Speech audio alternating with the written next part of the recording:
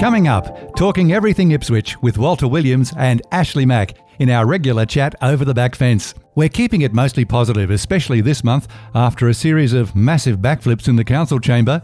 We talk midwinter fun in Ipswich, new businesses, stealth bombers, and we look back at the old Wintergarden Theatre in East Street. It's Tuesday, July 19, 2022, and I'm Alan Roebuck. Welcome to Ipswich Today, which acknowledges the traditional custodians of the land on which it is produced and pays respects to elders past, present and emerging. This podcast is supported by Kinetics, people-powered web hosting trusted by Australian businesses since 1999.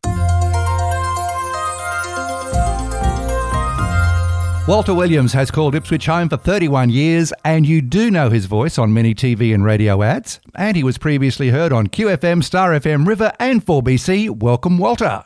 Oh, mate, good to be here as we work to retirement. Ashleigh Mack was born in Ipswich, growing up at Ebervale, which didn't affect him very much at all. He was the first voice on QFM in February 1990. He is still a media tart, and like Walt, is heard almost everywhere, and he's a small business owner. Welcome, Ash. You know what I'd really like to be, though? What? A big business owner. Yeah, there's a few jokes going around of some entrepreneurs. How do you take a big business, turn it into a small business? Yeah, sell it to Alan Bond or whatever, yeah. Exactly. Okay, it's midwinter, and the day we're recording this, you wouldn't know it. It's quite a balmy day. But this month I thought we'd keep it mostly positive for our yarn over the back fence. But there's no escaping the fact that COVID is not over. Some people are pretending it's over. It's not over. Record cases. And Ash, I want to ask you, do you know anyone who's had COVID? Yes. 2 weeks ago, I got it, my wife got it, and my youngest son got it, and we were all sort of battened down here for about 7 days. It was amazing, but fortunately because of the jabs, it wasn't too bad. We survived it. I think there was just 2 nights where I was a very grumpy little Vegemite, I tell you. Now, interestingly enough, your voice is your income. Were you able to use it on those couple of days? Yeah, actually, it didn't. I didn't lose the voice. It just got a little bit spicy. Okay. What about you, Walter? Gravitas. Yeah. What about you? I'm living with the plain old head cold at the moment, right? Okay. And still doing what I do. It just makes it deeper. And so get in quick before it goes, right? Yeah, exactly. I'm just thinking, how deep can you go? But it's interesting because I had a trip to the docks today to check up on some bloods for the whole type 2 thing. Good results, by the way. And as such, you get banned to the outer room. You can't go into the inner sanctum. So you have to sit outside and wait, even though you've just got a head cold. You know, it's not the real deal. But given all that... It's not even the flu. Yeah, given all that, are you back to wearing face masks? Oh, absolutely. Yeah, and I have been for a while, for quite some time, even before the government suggested it's a good idea. Just looking at the flu numbers alone, last year the flu was down, and over the last couple of years because we've been wearing some protective face wear. And, of course, getting the jabs, as you say. So I'm 3 jabs in, and that'll do me for now. But I'm definitely wearing the face mask whenever in public. What about you, Ash? Penny and I have been wearing them because they're actually mandatory in the hospital. Of course. Yeah. So we've been wearing them. And that, fortunately, we always have plenty on us. But yesterday, I had to do a bit of a round trip. We went down the coast and came back and did a bit of shopping. Went to Harbour Town. Not many people wearing masks. Went to IKEA. Not many people wearing masks. But they look at you as though you've got leprosy. Yeah. I know. Yeah. It's really weird. No. But you're doing the right thing. You really are. Yeah, well, I only do it because if I put a mask on, I go from a 5 to a 10. All right. Okay, let's move on to the big controversy of the moment, which is, I think, finally resolved within Ipswich City Council. The councillors flip-flopping and flip-flopping again on deciding the Pasali name. We'll keep it brief. And as I said, it has been a rocky few weeks. What are your final comments, Walter?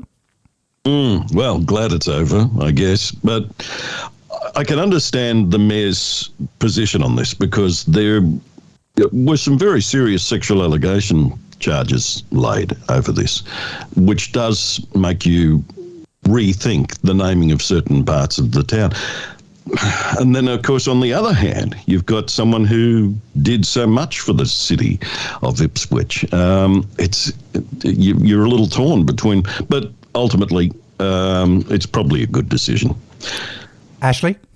I'm the opposite way around. I don't believe the council should be changing history. I don't think it's them. They don't have a mandate to do that. In 50 years' time, how are we going to be able to say, oh, that street over there is named after that bloke who did this? Right? Whether it be positive or negative, there's a reason for it to happen. And, it's a piece of history, I think, that they've dropped out that we should have kept. As I said, we'll keep it brief, and now we'll keep it positive. Mm-hmm. There's lots of things to see and do around Ipswich in wintertime and coming up to springtime. A couple of these events are either just happened or there's only a couple of features left in them, but they are worth talking about because put it in your calendar for next year. And I'm talking about the Spark Ipswich Festival. It has been absolutely fantastic. I saw St Mary's lit up the other night with all the projection lighting, and it just gets people out and about and rediscovering the city centre. Have you seen much, Ash? Mate, I've seen the things going on, and I noticed how many of the events have been sold out. Yes. And the sheer number, the crowds are there, and my grandkids and that have gone. I heard one negative comment, and I do agree with it. What's that? Why do we have our festival in winter? Because a lot of those things are at night time, and you don't particularly want to take the kids out when it's freezing cold. Why can't we have it in the either in September, October, November, or March or something? Well, who knows what the feedback is? It's not a bad point, Ash. What do you think, Walt? It's a very valid point. And we've had one of our coldest winters for many years in Ipswich. It coincide with this festival. I finally got to it last night, and it was brilliant. Just really enjoyed it. And myself and thousands of others too. It was very popular. People looking at the slides the artists have created on the church, because last night was the finale. Yes. There was all the bands on stage, and multiculturalism represented there brilliantly. There were food trucks, as a lot of us had suggested after last year was necessary. They created a bar area. I think they've really taken it to the next level. The only thing that was missing, of course, in 2022 was the river feature of the festival. Ah, right. And I can understand why part of it hasn't been reopened. I'm pretty sure there's some structural damage has actually been done to River Heart as part of... there's a reason for that. Apparently, the River Heart feature that should have been featured is now at Baval. Yeah, well, a lot of those walkways that were underpinned at the river there, they're a bit dodgy at the moment. So that's why they haven't reopened that part of the river again. So unfortunately, that was an element that was missing this year, and it would have been nice. Hopefully we get it back in 2023. And Spark Ipswich, as I said, is a good reminder to rediscover the city centre. Talking of that, and there's 21 new businesses opened in Ipswich CBD, according to council. One of those you and I have patronised not that long ago, Walter. That was the Rusty Nail. Yeah, and it was going off last night as well. It was, they have a great custom at the Rusty Nail. So good on them. Isn't it brilliant to see that they've actually got this side of the river moving again? It's like it's taken a lot of cranking to get it going. It certainly has. And we all know the reasons, and we won't go over those again. Let's just look to the future and, yes, get the rest of those shop fronts filled up, and more events in Tulma Place to be a bit of a magnet for people. That's what we need. The dinosaurs were fantastic over the school holidays too, if you didn't get a chance to see the Ice Age exhibition. Now, it's not all about the CBD when you're getting out and about in Ipswich. The Little Day Out looked like it was fantastic in Ripley. An absolute little day sellout too. Great to see, and as the population keeps going gangbusters in the Ripley Valley, we're sure to see more events around Ripley Town Centre.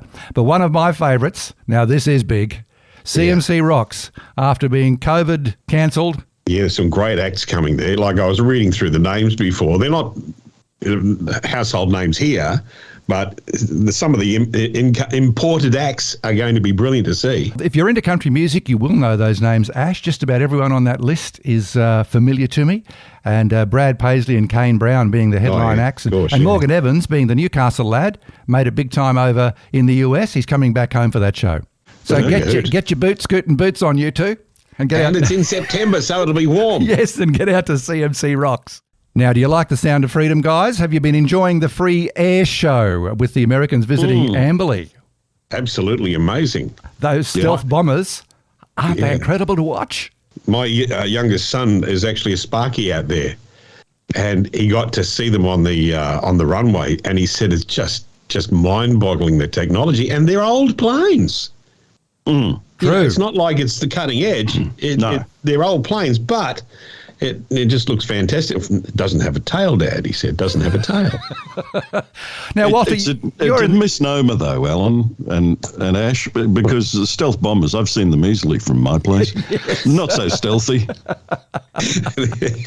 But that's a good lead in to the fact that there's going to be an air show. They're calling it the Ipswich Ashleigh Air Tattoo. That's coming up on the 29th and 30th of October. Did you guys go to the last air show at Ashleigh? I went to one in 1975. Oh, Ash. And John Knox was actually the PA guy from a stationary helicopter hovering above the field.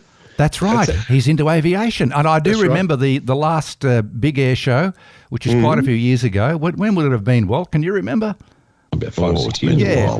And John Knox was also the commentator from the control tower on that event too. Did a fantastic job.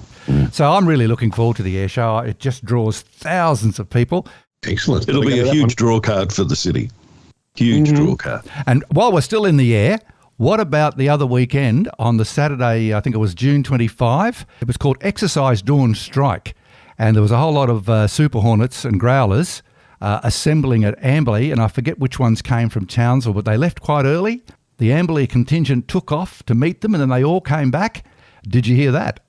No. I heard the noise, but I didn't hear them go over. That's what it was, Exercise Dawn Strike. And in some parts of Ipswich and rural Ipswich, you get a free air show when they fly over in formation. It's just spectacular to watch. And Alan, by definition, a growler to me is a ceramic pot you put beer in. No, these ones shoot at you. Yes. I remember I used to live at 1 Mile, and we were on the must have been on the approach to and when the planes would come over, I could lie in the pool and read Dunlop. They were that large. Oh, that's close. Yeah. Incredible. The Park to Park's coming up on the 31st of July. I hope you've got your training in. Walter, how much have you been running? Oh, yes. Strap the boots on, mate. I'm ready. I can do this. I've had a look at the things that you can sort of register for, and there's like marathon, half marathon, 5K, 10K, 2.5K. What about the 200-yard I'm puffed? Yeah, that'll be your category. That's our category, mate. But there's a 5K walk. I could do that with my dog. That might take all day because he is so slow. Or I'm thinking maybe going in the mascot marathon. It's free to enter that one. Right. No, it's a great fundraiser for the Ipswich Hospital Foundation, and I forget how many years it's been on now, a long time. Long time. And people come from far and wide. It's not just Ipswich runners and walkers. Yeah, huge event, man. Check out their website as well. Yeah, that's going to be big. Down at Limestone Park, of course, which is a beautiful park in itself, and one of the places we mentioned in recent over the back fence, talking about the memorial pool. Yes, indeed. Mark it in your calendar, July 31. Let's wrap it up this month, keeping it all positive again. We did a bit of reminiscing about the Jim Gardner pool last month, and this month it's the Wintergarden Theatre, which was on the corner of East and South Street.